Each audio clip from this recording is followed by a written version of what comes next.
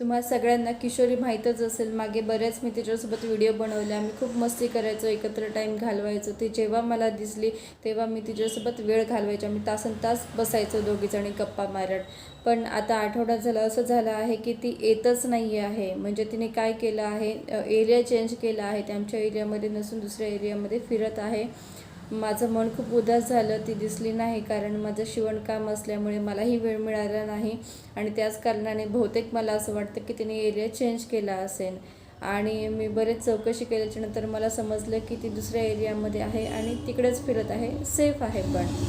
आणि बरेच लोक म्हणतात मॅडम तर तुमच्यावर नाराज असल्यामुळे तुमच्याकडे येत नाही, तिने एरिया चेंज केला.